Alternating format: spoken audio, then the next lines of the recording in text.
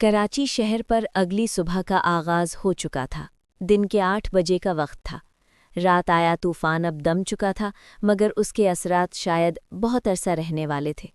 मौसम अब साफ़ हो गया था। मोबाइल पर सिग्नल्स आ चुके थे। उसकी बंद आंखों में पर्दे पर लाइट बंद होने और फिर स्विमिंग पूल में गिरने का मंजर चला।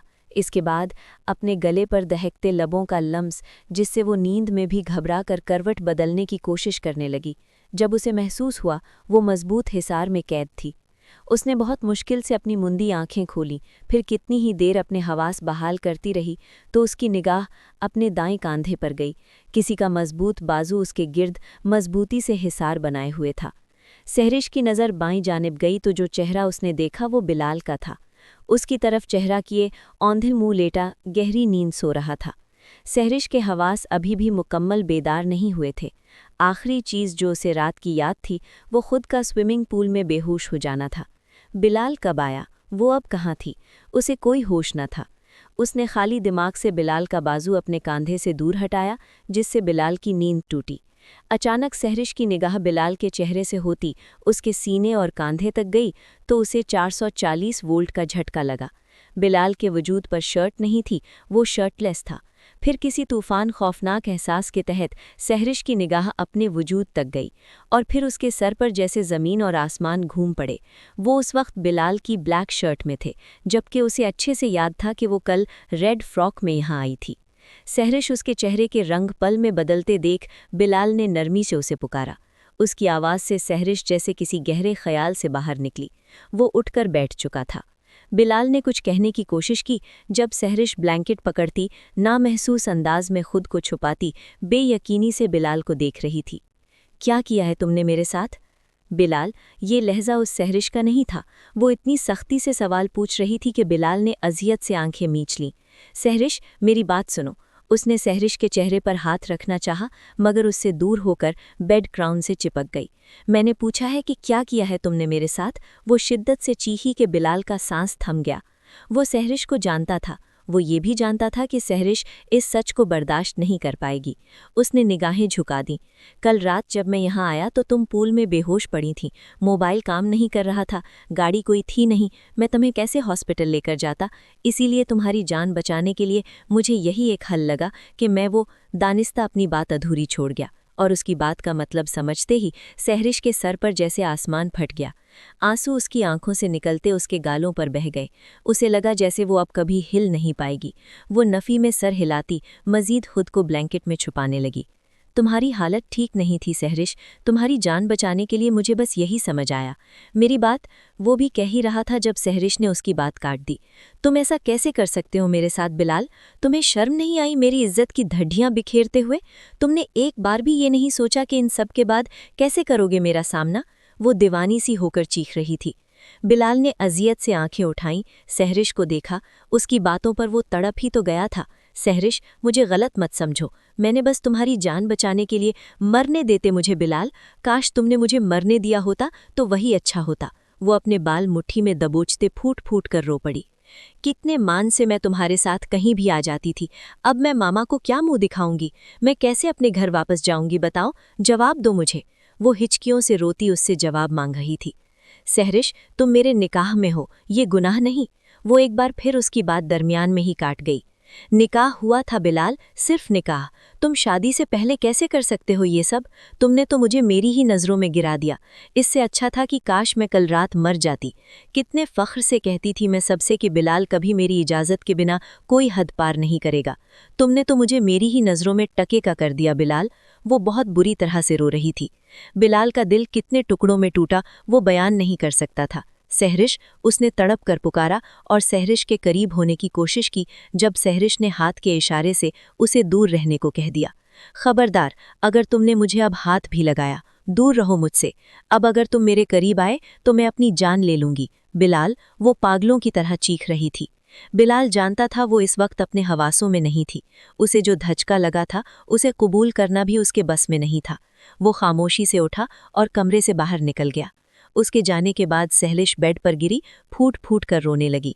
उसे अब भी यकीन नहीं आ रहा था कि बिलाल शादी से पहले उसके साथ ऐसा कुछ भी कर सकता है। बेशक उसने सहरिश की जान बचाने के लिए ही ऐसा कदम उठाया था, मगर वो कैसे शादी से पहले उसके साथ ऐसा ताल्लुक बना सकता था। सहरिश को लग रहा था जैसे आज उसका वकार चला गया। उसने अपने सब कुछ खो दिया। वो अपने माँ बाप का सामना कैसे करेगी? वो अपने भाई से नजरें नहीं मिला सकेगी। वो चाचू के सामने कैसे जाएगी? वो अब घर किस मुंह से जाएगी? और इन सब बातों में वो ये भूल ही गई थी कि वो पूल में कैसे गिरी थी। नहीं, उसने नफ़ी में सर हिलाया। वो अब कभी घर नहीं जाएगी। वो अब वापस घर नहीं जा सकती थी, क्योंकि उसने सब कुछ खो दिया था।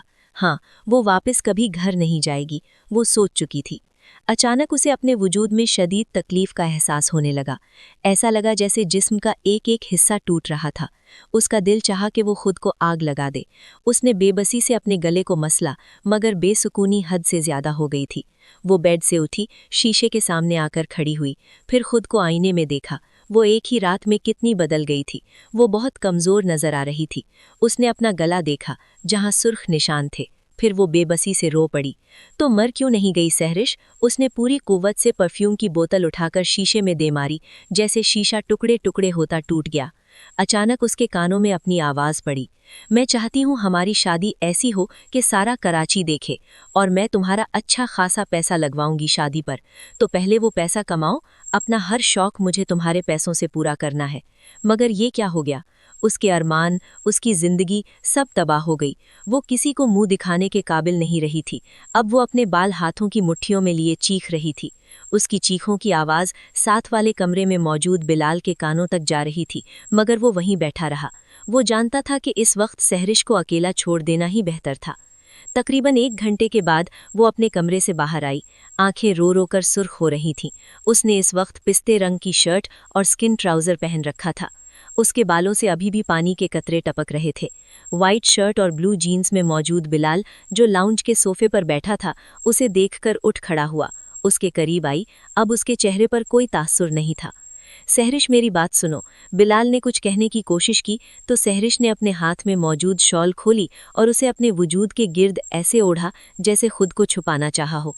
वो बिलाल के सामने आई और फिर उसका गिरेबान पकड़ा। मैं वापस घर नहीं जाऊंगी। मैं अपने माँ बाप से नजरें मिलाने के काबिल नहीं रही।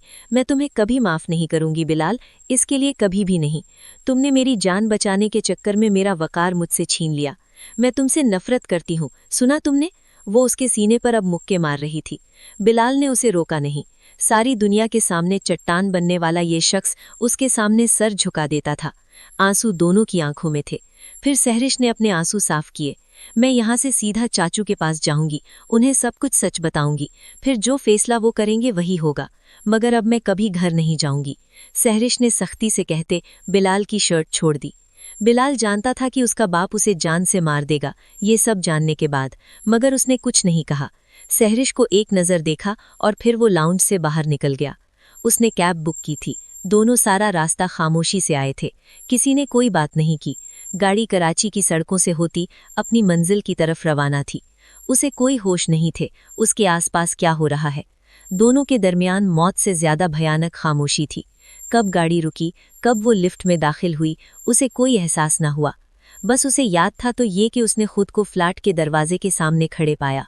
वो अंदर दाखिल हुई। बिलाल अभी पीछे था। वहां किचन में खड़ी माहम किसी बात पर हंस रही थी। मेहरान जमाल सोफे पर बैठा लैपटॉप पर कोई काम कर रहा था। सहरिश मेहरान के करीब आई। आहट पर उन दोनों ने सहरिश को देखा। चाचू, उसने रोते हुए मेहरान को पुकारा। मेहरान की आवाज पर ही परेशान होता सोफे से उठा। वो आगे बढ़ी और मेहरान के सीने से लगती ऊंची आवाज में रोने लगी। वो दोनों उसके इस तरह से रोने पर भौचक्के से रह गए थे। सहरिश, क्या हुआ है मेरी शहजादी? मेहरान ने बहुत नरमी से पूछा। बिलाल दरवाजे में खड़ा तकलीफ से ये सब देख रहा था। चाचू, मैं अब घर नहीं जाऊंगी, मैं अब यहीं रहूंगी आपके पास। आप मामा बाबा को बता दें, आप मेरी रुखसती ले लें। उसकी अजीब बात पर सब हैरान हुए। अच्छा, रोना तो बंद करो, और ऐसा क्या हो गया कि तुम घर नहीं जाना चाहती? वो अब भी नरमी से पूछ रहा था। नहीं, बस मैं नहीं जाऊंगी, अब मैं कभी घर नहीं जाऊंगी। मैं मामा से नजरें मिलाने के काबिल नहीं रही, वो तो मेरी जान निकाल देंगी। सब जानते थे वो नाजिया बेगम से डरती थी, मगर आज ये सिर्फ डर नहीं था, उसके लहजे में कुछ और था। माहम भी उनके करीब आ गई। माहम ने प्यार से उसके सिर पर हाथ रखा। रुखसती का कोई तरीका होता है सहरिश, ऐसे अचानक सब कुछ नहीं होता ना। माहम ने उसे समझाने की कोशिश की। मेहरान ने भी माहम की बात पर हाँ में सर हिलाया। सहरिश ने सुर्ख आंखों से उन्हें देखा। रुखसती की रस्म वहाँ की जाती है चच्ची जहाँ इसकी ज़रूरत हो, और अब इसकी कोई ज़रूरत नहीं रही। रुखसती के बाद जो होता है वो सब हो चुका। आप पूछें अपने बेटे से कि इसने क्या किया है मेरे साथ। वो रोते हुए चीखी। उसका सारा वजूद कांप रहा था। उसे इतनी शर्म आ रही थी कि हद नहीं। उसका दिल चाहा ज़मीन फटे और वो उसमें समा जाए। माहम ने सहरिश को सहारा दिया। मेहरान जमाल ने सहरिश को छोड़ा और बिलाल की तरफ देखा। क्या कह रही है सहरिश, क्या किया है तुमने इसके साथ? मुझे सच बताना बिलाल। मेहरान उसके सामने आता बहुत सख्ती से पूछ रहा था। माहम ने भी घबराकर बिलाल को देखा और एक नज़र उसकी सहलिश तक गई जो कांप रही थी। माहम का दिल घबराया।